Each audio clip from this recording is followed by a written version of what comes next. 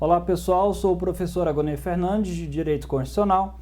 Estou aqui hoje para comentar com vocês uma decisão de ontem, dia 5/10/2016, ou seja, recentíssima, dada pelo Supremo Tribunal Federal, no que tange à chamada execução provisória da pena. Esse dispositivo, na verdade, que vai estar sendo tratado, está lá no artigo 5º da Constituição Federal, e a gente é bem familiarizado com ele. Lá fala: ninguém será considerado culpado antes do trânsito em julgado da sentença penal condenatória. Esse princípio tem 3 nomes para a prova do seu concurso ou da sua OAB. Tem princípio da presunção de inocência, é o mais chamado, princípio do estado de inocência ou princípio da não culpabilidade. Legal? Qualquer uma dessas 3 nomenclaturas significa a mesma coisa, ou seja, ninguém será considerado culpado antes do trânsito em julgado da sentença penal condenatória. Lá na decisão de ontem, a propósito, dia 5/10, comemora o que mesmo? 5/10/88 é a data da promulgação da nossa Constituição. Logo, ontem, a nossa Constituição estava fazendo aniversário. Quantos anos? De 88 até 2016, a gente tem 28 anos de Constituição. Qual foi a polêmica envolvendo, então? Num julgamento em que o quórum foi de 6-5, o Supremo Tribunal Federal confirmou decisão anterior deste ano de 2016. A diferença é que no primeiro semestre desse ano, quando o julgamento foi feito, o placar foi um pouco diferente, 7-4. Se você reparar bem, não houve mudança na composição dos ministros do Supremo Tribunal Federal. O que houve foi que um dos ministros mudou de pensamento. Vamos lá o que aconteceu. Estava em discussão na ADC 43. O que é a ADC mesmo? Só lembrando para a prova, a ação de declaração de constitucionalidade. A ação declaratória de constitucionalidade na sua prova pode aparecer também como ação direta de constitucionalidade. A palavra declaratória ou a palavra direta aqui são sinônimos, legal? Às vezes o aluno estuda tanto para concurso que ele fala bem assim: tá querendo me pegar. Lá no texto da Constituição fala declaratória e aqui eles falaram direta tentando me pegar. Na verdade, tanto faz, queridos, porque o que o Supremo faz é uma declaração e a ação direta porque é julgada diretamente no âmbito do Supremo Tribunal Federal. Bacana? Nesse placar aqui, prevaleceu o entendimento daqueles que entendem ser possível a execução provisória da pena no âmbito do julgamento feito pela segunda instância. Vou tentar fazer para vocês uma breve explanação. É como se eu tivesse no organograma da Justiça assim, juiz, daí do juiz, pode ser federal ou estadual, vai para o tribunal, no âmbito aqui, eu estou pegando na explicação o tribunal estadual, tudo bem? Nada impediria que fosse juiz federal, daqui juiz do TRF, que a gente chama de desembargador federal, mas a Constituição Federal usou a nomenclatura juiz de TRF. Então, no âmbito estadual, juiz de direito, daí Tribunal de Justiça. No âmbito federal, juiz federal, daí Tribunal Regional Federal. Ambos vão daqui para o STJ e daqui para o STF. O que aconteceu? Uma pessoa de nome X foi processada por homicídio e não foi preso em flagrante. Ele vem respondendo ao processo em liberdade. Submetido a julgamento, foi condenado a pena de 12 anos de reclusão. Lembrando, pena até 4 anos, regime aberto, 4-8 semiaberto, mais de 8 regime fechado. Muito bem. Então ele vai cumprir em regime fechado. Não havia fato novo que justificasse a expedição de mandado de prisão, lá na primeira instância, lá pelo juiz. Então foi possibilitado a ele entrar com um recurso de apelação no âmbito do Tribunal de Justiça. Julgado o recurso de apelação, o recurso foi desprovido, foi negado o provimento. O que acontece? Sobra para o réu a possibilidade de ir para as cortes excepcionais. Lá no âmbito do STJ, o recurso cabível chamaria recurso especial, que a gente usa a sigla RESP. Já no âmbito do Supremo Tribunal Federal, o recurso extraordinário, nós usamos a sigla RE. O Supremo Tribunal Federal, como todos sabem, é o guardião da Constituição Federal, enquanto o STJ é o guardião da lei federal, a legislação infraconstitucional.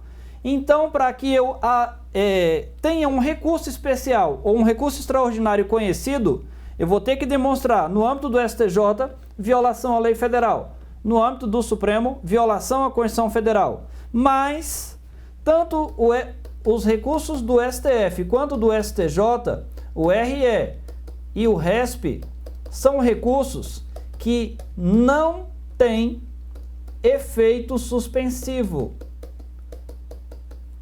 O que é isso?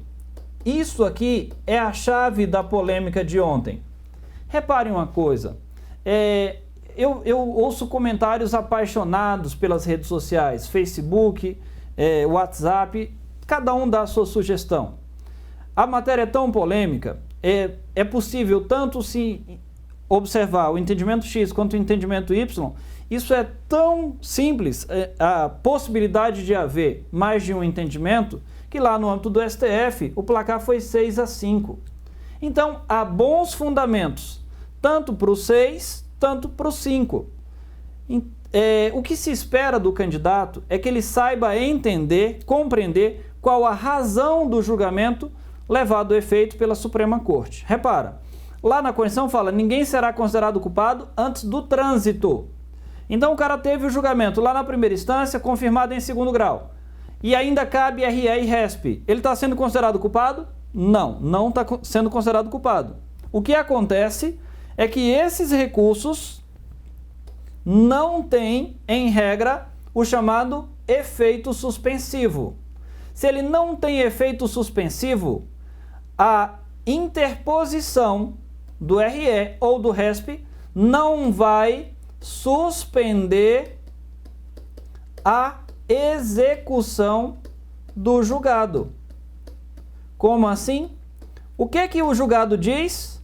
Diz que o nosso colega X foi condenado a cumprir 12 anos no regime fechado.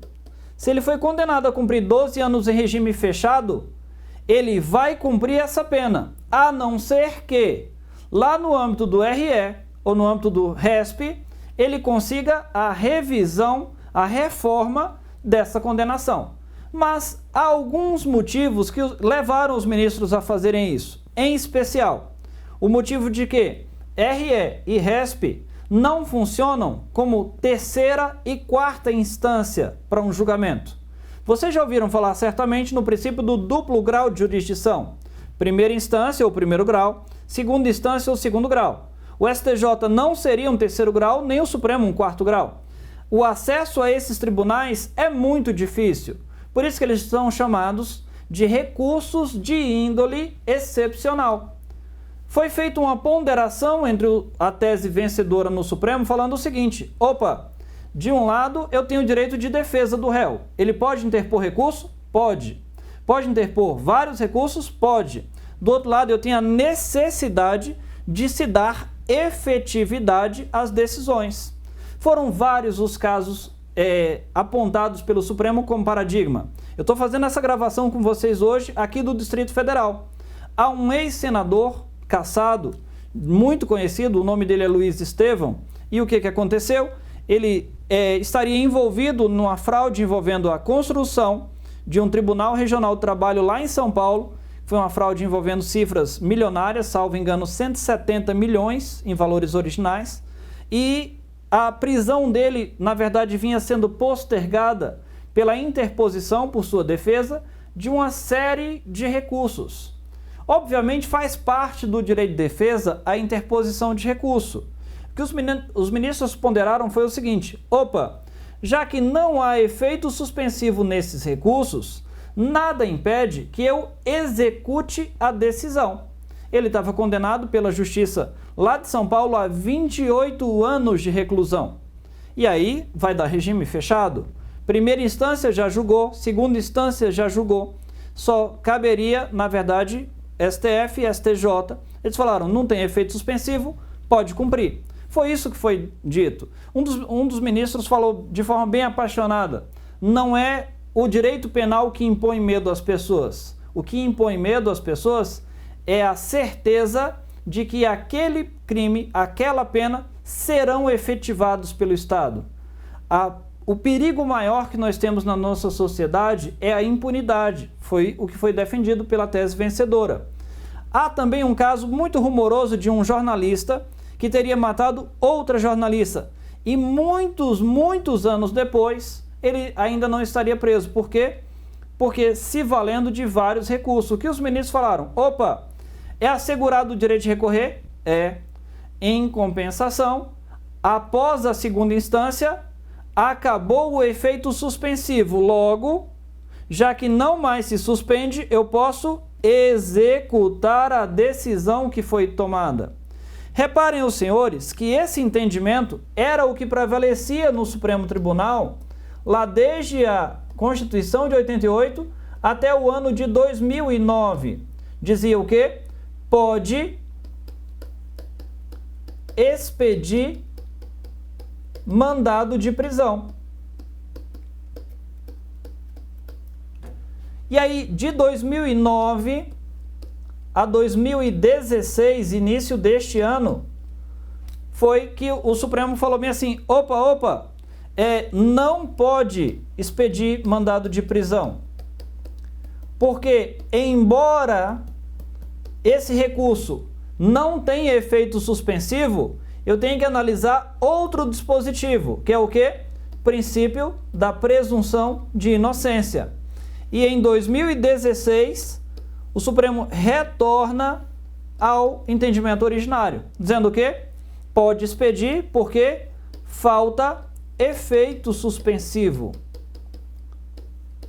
Certamente, os ministros falaram, certamente, a maior parte das decisões do nosso Poder Judiciário são mantidas, mas há algumas que chamam a atenção. E eles usam a expressão que é muito feia, chama decisão teratológica. Até a palavra é teratológica. O que é uma decisão teratológica? Uma decisão judicial absurda. É isso que se fala. E se houver uma decisão judicial absurda da primeira instância e da segunda instância? Então o cara vai ser obrigado a ter a pena executada, mas e o STJ, o STF não podem fazer nada? Podem sim. Para casos de decisão teratológica, para um erro manifesto por parte do Poder Judiciário, obviamente o STF e o STJ podem agir. Podem agir como? Já que o RE e o RESP não têm efeito suspensivo. Eu posso buscar atribuir efeito suspensivo. Como eu faço isso? Para dar efeito suspensivo, o nosso ordenamento garante uma ferramenta, que é o quê? A chamada medida cautelar. Então, caso o advogado entenda que há um erro manifesto na primeira e na segunda instância e seria injusto determinar a execução provisória da pena, o que ele pode fazer? Protocolar uma medida cautelar visando dar efeito suspensivo e, conferido o efeito suspensivo, o que acontece? Impede-se a execução do julgado. O que seria a execução do julgado? Prisão do acusado e responderia preso até o trânsito, mas se dado o efeito suspensivo ao recurso que originariamente não tem, ele poderia aguardar em liberdade até o trânsito em julgado. Bacana? A questão está fechada? Acredito que não, por uma razão bem simples. Olha aqui, ó, o quórum foi de 6-5. Se você olhar, no começo do ano, o quórum era de 7-4. Era mais fácil manter o entendimento do Supremo. Hoje, se fosse o quórum de 7-4, por uma razão bem simples. Se um dos ministros que votou sim se aposentar e vier outro ministro para a corte, ele entender que é não que deve prevalecer, o placar viraria para 5-6. Mas só um comentário de passagem. Qual foi essa modificação aqui, ó? Lá no começo do ano era 7-4. Foi porque o ministro Toffoli alterou, o ministro Dias Toffoli alterou o entendimento que ele tinha lá no primeiro semestre. Lá no primeiro semestre ele falava, pode expedir mandado de prisão a partir da decisão de segunda instância. E agora, no último julgado, ele mudou um pouco e falou: pode expedir mandado de prisão a partir do momento em que já tiver sido julgado agravo regimental no âmbito do STJ. A partir daí, seria o STF. Ele falou nesse sentido. Então, na verdade, foi um meio termo. Ele nem falou que era só no trânsito, nem falou que era a partir da segunda instância. Ele falou a partir do julgamento do agravo regimental pelo STJ. Na verdade, a gente vê o quanto essa questão é polêmica. Bacana? Desperta diversas paixões nas redes sociais. Só não pode ir para o campo da disputa pessoal e esquecer da sua prova. O que estava em disputa na sua prova? Você tem que lembrar que para a sua prova o que interessa é que na ADC 43, o Supremo, ao analisar a constitucionalidade do artigo 283 do Código de Processo Penal, entendeu ser possível a execução provisória da pena a partir do exaurimento das instâncias ordinárias. Em outras palavras, é possível se expedir mandado de prisão tão logo só seja cabível recursos extraordinários para o STF e recursos especiais para o STJ. Por que disso? Porque esses recursos, em regra, não possuem o chamado efeito suspensivo. Espero que vocês tenham compreendido. Um abraço a todos e até a próxima.